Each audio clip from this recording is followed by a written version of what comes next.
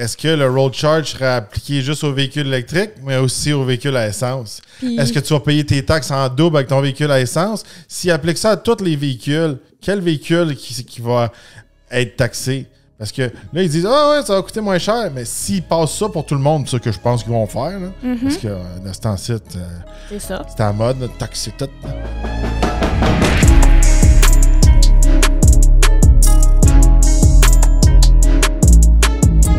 Bienvenue au Torque Podcast! Est-ce que les véhicules électriques vont être taxés sur le kilométrage? Oui, une nouvelle que je pourrais dire, il y a beaucoup de gens qui s'en attendaient un peu. Ton père a toujours dit ça. Il dit s'il y a trop de véhicules électriques, ils vont nous taxer au millage. Fait que ça a l'air d'être le cas en Californie. Ils commencent à faire des tests parce que là, en Californie, c'est le marché avec le plus grand volume de véhicules électriques. Oui. Puis, on va se le dire, il y a une grosse partie qui est de taxes que sur l'essence qui va pour les chemins, pour entretenir les chemins.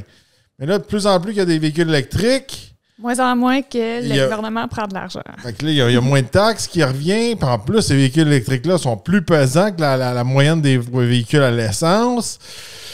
Là, il faut qu'ils trouvent une solution pour les taxer. Fait que, lis-nous la nouvelle. On va donner la nouvelle plus en détail. Là. Donc, la Californie est de loin le plus grand marché de véhicules électriques du pays.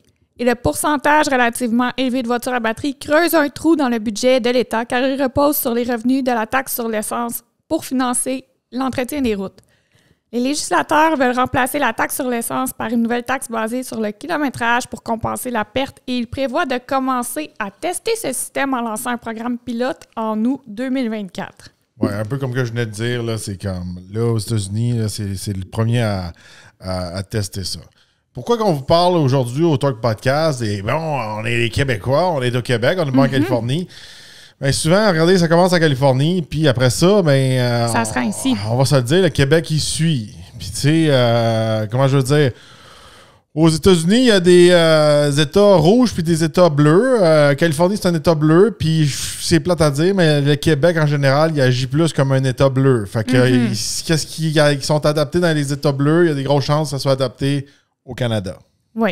À date, c'est pas mal ce qui est arrivé. Hein? Tu sais, il disait 2035, véhicules 100% électriques. Là, nous, j'ai pas fait exprès de mettre mon chandail rouge. Non, là. Mais écoute, j'étais pour faire... J'étais pour faire un commentaire, dire « Ouais, toi, t'as un chandail rouge aujourd'hui, c'est un message. » En tout cas, je vais poursuivre la lecture.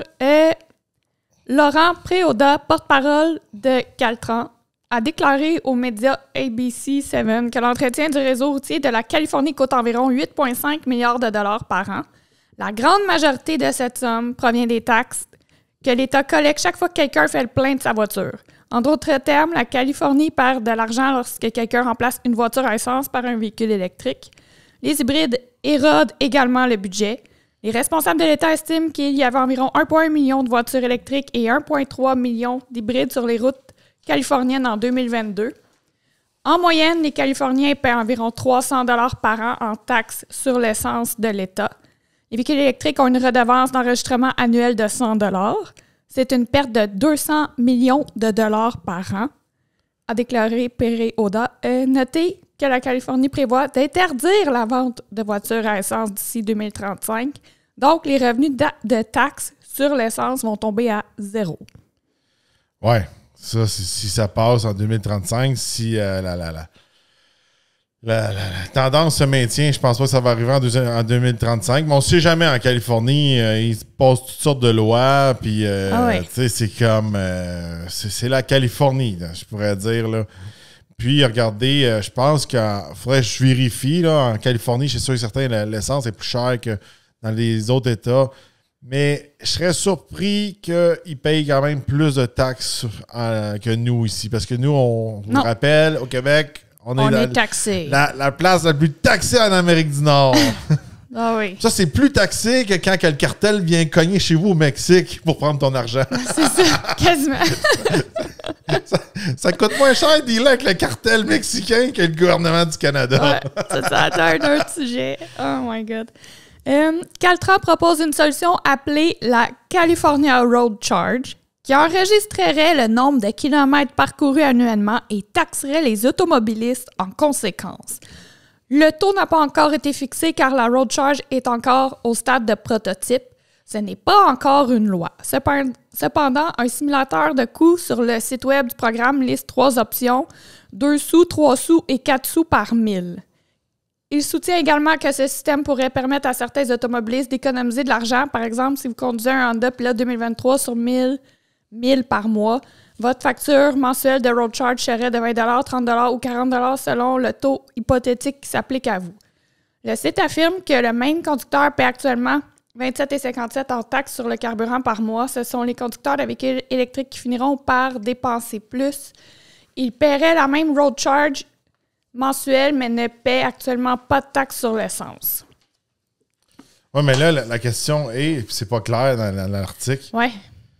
est-ce que le road charge serait appliqué juste aux véhicules électriques, mais aussi aux véhicules à essence? Puis, est-ce que tu vas payer tes taxes en double avec ton véhicule à essence? S'il applique ça à tous les véhicules, quel véhicule qui va être taxé? Parce que là, ils disent « Ah ouais, ça va coûter moins cher », mais s'ils passent ça pour tout le monde, c'est ce que je pense qu'ils vont faire. Là, parce que dans ce temps-ci, c'est à la mode, de taxer tout. Oui.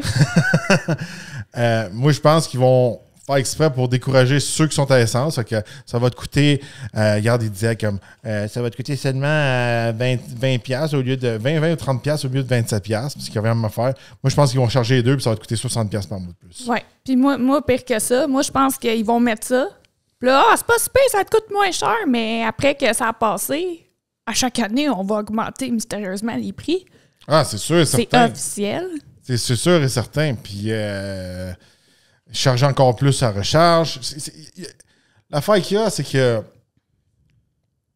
je pense que ceux qui étaient vraiment là, pro-électrique, on était dans les belles années dernièrement. Même si on était au début de l'électrique, où ce que les gens étaient comme « Ouais, mais moi, je dépense pas de gaz, blablabla. » Je pense qu'ils l'ont passé. Ce moment-là est en train de s'éteindre. Où tu avais vraiment une économie. Mm-hmm. Parce que là, le gouvernement, il ne te laissera pas faire une super économie comme ça. Non. Tu sais, c'est comme, ça me fait penser encore, puis tu sais, ça fait longtemps que je n'ai pas pesé sur mon piton de conspiration, je ne sais plus c'est lequel. Tu sais, ils disent qu'il y a combien de compagnies aux États-Unis que ils venaient acheter des patterns. Des patterns, ce que je veux dire, c'est comme un... comment tu dis ça en français? Là? Tu sais que tu as fait une invention, puis tu as un... c'est un brevet. Un brevet, OK. Bon, il y a souvent les grosses compagnies, même le gouvernement aux États-Unis, quand ils voient que ton brevet, ton invention peut déranger une industrie ou déranger vraiment la population. Mm-hmm. Mettons, on va dire le vieil exemple là, de tous les vieux bonhommes. J'ai déjà vu un char à l'eau qui faisait 200 000, 300 000. Ouais. Ça a déjà existé, cette histoire-là. On ne tombe pas là-dedans. Bon, mettons le gars qui a fait son char à l'eau, ben lui, ils vont dire, ben regarde, on te donne 25 millions pour ton brevet, on prend ton brevet, puis on le met dans le coffre-fort caché qu'on ne veut pas que ça sorte de là. Oui. C'est ça qui se passe. Là, les gens, un peu, ils tombent dans des propagandes un peu de la télé et tout ça. En bout de ligne, il faut que vous vous réveillez. C'est tout le temps faire de l'argent. C'est tout le temps pour vous soutirer. Puis je trouve que dernièrement, l'automobile s'en vient de pire en pire. Ah, vraiment. C'est comme, tu veux avoir un automobile, ça va te coûter cher. On va te taxer sur ci, sur ça, tu vois, ci, puis ça, puis là, tu sais, des plaques, puis des permis de conduire, puis là, tu veux renouveler ça, puis là, si tu vis dans telle ville, ça va te coûter plus cher pour tes licences, puis ça finit plus, là. Non. Puis là, l'affaire qu'il y a là-dedans, là, encore là, conspiration... Ils veulent tellement comme enfermer le monde dans des genres de prisons urbaines. J'appelle ça des prisons urbaines. Ils veulent comme... Montréal, moi, je trouve que c'est une prison urbaine. Ah, la fille, elle veut plus d'auto, elle veut plus... Ils enlèvent des routes, ils enlèvent des parkings. Ça coûte plus cher pour ton permis de conduire. Ça te prend des vignettes. Si ton véhicule est plus gros que ça, ben là, ça va être plus cher. Là c'est au kilométrage. Tu sais, mettons, toi, tu dis, ben... Moi, ma job est à Montréal, mais j'aime ça rester en Estrie, où je reste à... Peu importe. Je sais 45 minutes, 1 heure de route de ton travail. Tu fais gros millage, mais parce que toi, tu veux pas être dans le monde urbain, tu veux être un peu plus à campagne ou en banlieue, puis tu es prêt à faire le millage. Mais là, tu vas être pénaliser. Oui. Ils veulent que tu restes dans leur petit hub. Puis tu t'ailles pas trop loin. Puis si tu veux aller loin, ça va te coûter cher. Mais tu sais, je trouve que... Tu sais, j'en ai déjà parlé de ça. Ils sont en train de détruire l'essence de l'automobile. Ils ont oublié que l'automobile, c'est ça que construit les États-Unis. C'est ça que construit le Canada. Ça avec le train. Quand tu ouvrais un chemin de fer, ça faisait vivre des villes. Quand tu faisais des autoroutes, ça faisait vivre des villes. Oui. Qu'est-ce qui a transformé des villes? L'autoroute est arrivée à un moment donné. Étudiez votre histoire. Qu'est-ce qui m'écoeure présentement, c'est qu'on est dans une génération que les gens, ils connaissent rien à leur histoire. Ils regardent jamais les erreurs ou qu'est-ce qui s'est passé dans le passé. Puis ils essaient de mettre des nouvelles lois sans connaître le passé. Puis ils essaient de détruire le passé puis cacher le passé. Oui. Puis qu'est-ce qui est grave, c'est que les gens... Moi, c'est ça qui me choque. J'ai l'impression... Là, on est full chialeux. J'ai l'impression, tu sais, qu'on se fait vraiment... On se fait vraiment comme bullshiter parce qu'on se fait dire « Ah, là, véhicule électrique, blablabla, vas-y, embarque. » Puis là, tout d'un coup, là, les gens, ils n'ont pris des véhicules électriques, mais là, tu possèdes un véhicule électrique. Surprise, on va venir te taxer là-dessus. Ces temps-ci, je trouve que c'est ça qui arrive. Mettons, Ils vont tous pouvoir savoir. Oui, là, Bon, c'est ça qu'ils disent. Là. Tantôt, là, je pense, là, tu sais quoi, ça me fait penser à ça, là. Je pense que ça va être illégal d'avoir un vieux char. Comment tu fais de millage avec ton vieux char? Non. Mais c'est Non, mais tu sais, mettons, j'ai un vieux char, là, qui n'a pas d'électronique dedans. Tu sais, j'en ai parlé dans un autre épisode, là, que j'étais tout seul, là, que j'aimerais ça avoir un véhicule. Là. Je suis de plus en plus porté à aller voir un vieux char là, qui va survivre à une attaque EMP. Là, puis, tu sais, comme dans les films, là, tu sais, ils cherchent les vieux chars puis ils font changer la batterie. Tu sais, c'est juste que, regardez, cette semaine, je le dis, là, on a un Lincoln Nautilus à l'essai. Il y a tellement de techno là-dedans. C'est fait en Chine. C'est comme... Il me dit comment conduire, il me dit quoi faire, il veut pas que je m'accote, il veut pas que je regarde... Il m'écoeure! elle rit de moi, là. Elle dit que je me chicane avec le char, pareil comme Elvis Gratton avec la limousine, là. Ouais, mais... Je trouve ça dégueulasse. Je me sens en prison dans le véhicule. Je peux rien faire. Là, je vous mets en contexte là, pour les gens qui disent « Voyons, Jules, est-ce que tu exagères? » Jules, écoutez, je pense que le Nautilus surveille plus Jules que sa propre femme. Oh oui, j'ai très pensé à ça. Le Nautilus est pire qu'une bonne femme chialeuse ou un gars qui a peur en auto ou un professeur de conduite. Et des fois, il dit comme, les deux mains sur le volant. Hey, moi, je conduis à une main, j'ai conduit toute ma vie. Tu sais pas comment dire, elle me dit comment chauffer. L'année, là, le véhicule, en tout cas, on va en parler dans l'épisode des services. Mais tu sais, là, le véhicule coupe la musique, crie, donne des coups de break. Hey, wow! J'étais au téléphone, il coupe le son au téléphone avec Eve. Là, il me dit, reprends le volant à deux mains.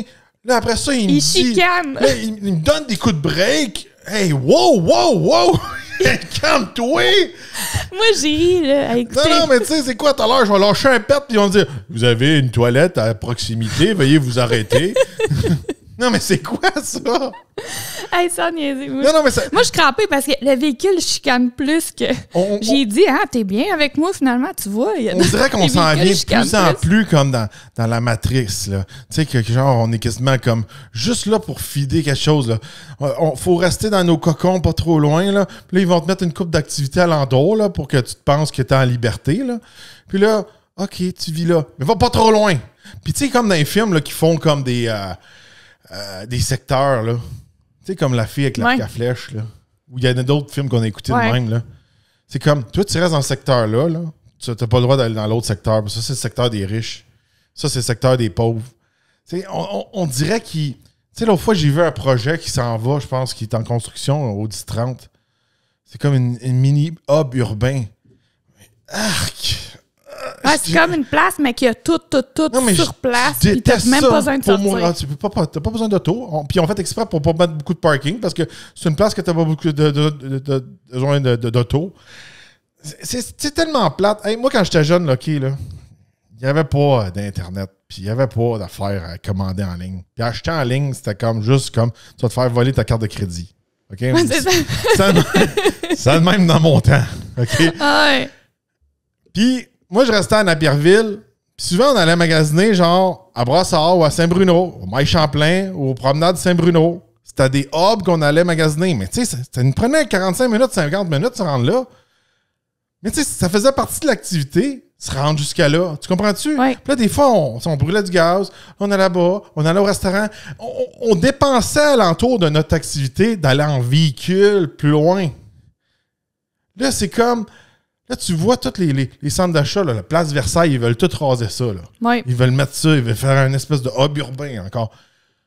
Mais il y en a des vieux qui vont là, puis ils montraient le parking est encore comme... Quand il y a un gros du monde, ils sont tous en train de détruire ça, puis les conséquences de faire toutes ces nouvelles lois-là, ça détruit plein de business, plein de monde qui vivait là-dedans. C'est que comme... Je sais pas où est-ce qu'ils veulent s'en aller dans le futur. Mais qu'est-ce qui est choquant, là, puis là, c'est temps-ci, puis vous allez voir, là, dans les prochains épisodes, en tout cas, il est arrivé... moi puis Jules, il est arrivé pas mal de choses la semaine passée, puis des aventures avec la SAC qu'on va vous parler dans un prochain épisode. Ouais. Mais moi, je suis rendue que je capote un peu parce que, tu sais, mettons, je vais donner un exemple, ces temps-ci, le monde sont comme « Ah là, je vais m'acheter un véhicule électrique, je vais sauver de l'essence. » Tu sais, le monde font leur budget, s'organise, tu sais, l'idée est bonne, tout est là. Mais là, c'est rendu « Ah, on va te taxer au kilométrage. » Ah, là, même cette semaine, on a vu passer taxe sur les piscines. Ah, t'as une piscine? On va mettre une nouvelle taxe parce que tu remplis ta piscine. Là, c'est comme, t'as beau couper, mais là, c'est rendu qu'ils viennent voir chez vous ce que t'as, puis ils taxent là-dessus déjà. Moi, en tout cas, ça me fait capoter ces temps-ci. Là. Mais pour le monde, tu sais, tu dis, ah, comment ils vont voir le kilométrage? Je vais continuer de lire, là, ils disent ici. En théorie, les conducteurs pourront choisir comment l'État suivra leur kilométrage. Ils pourraient connecter un dispositif électronique à leur voiture, utiliser le système de suivi intégré de la voiture ou envoyer une photo de l'odomètre à Caltran. Chacun a différents niveaux de confort quand il s'agit de gérer nos données entre efficacité et confidentialité. Et c'est pourquoi il est vraiment important d'avoir des options allant de la basse technologie à la haute technologie. De ce que je comprends de ça, c'est que, mettons que tu as justement un véhicule pas trop technologique, il faut que tu envoies des photos, mais rendu là, ils vont le voir, ils vont te vérifier. Ouais, mais ils vont vérifier avec ton véhicule. Tu comprends?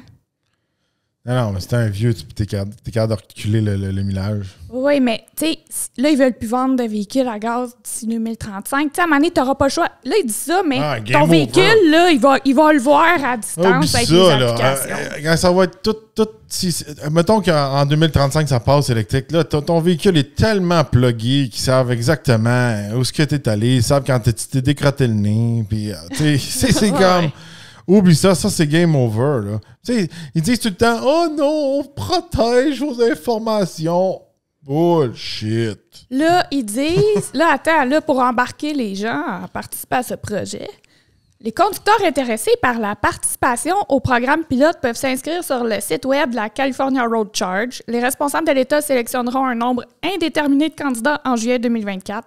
Ces automobilistes seront invités à effectuer des paiements mensuels de Road Charge entre août 2024 et janvier 2025. Ils devront remplir 2 enquêtes sur leur expérience. L'État remboursera leurs taxes sur l'essence ou leur redevance d'enregistrement de véhicules électriques à la fin du programme pour rendre le projet plus attrayant. Caltran offrira aux participants jusqu'à 400 $ en carte cadeau. Les données recueillies au cours du programme aideront les législateurs à déterminer si la Road Charge doit remplacer la taxe sur l'essence de l'État. Tu sais, l'affaire qu'il y a, c'est comme ils dépensent tellement d'argent dans des conneries, des patentes qui n'ont pas rapport. Tout ce qui était la base, qu'au début, ils mettaient les taxes pour. Ils prennent cet argent-là puis ils la dépensent ailleurs. Puis là, après ça, il ne nous reste plus de l'argent pour la base. Ouais. Fait que là, on va vous mettre une nouvelle taxe. Arrêtez de dépenser dans des conneries.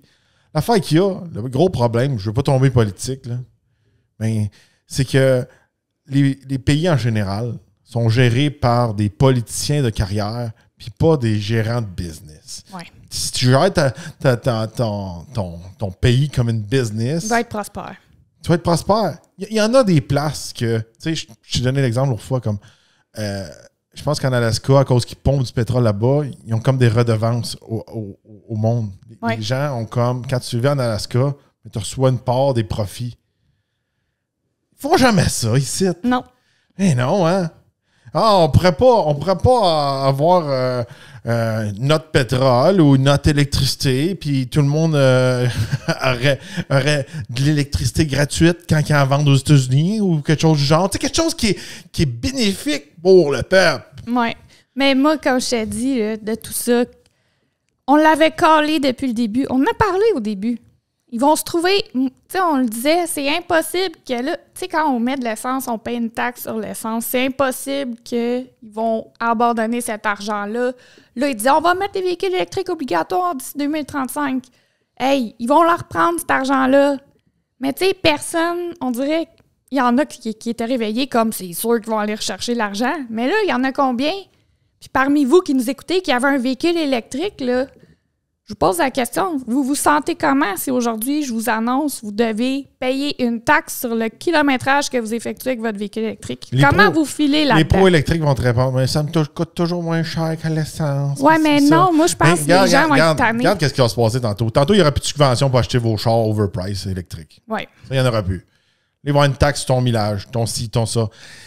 Ça va revenir kiff-kiff, mais la seule affaire, le seul moyen qui nous plante les chars électriques dans le cul, excusez-moi, là, comment que je parle, VIP style. Ouais, c'est ça. C'est vraiment de surtaxer, déborder. Là tu as un véhicule à gaz, là, on va tellement te saigner de taxes. Tu n'auras pas le choix d'aller dans notre prison mobile électrique pour aller dans ton hub urbain.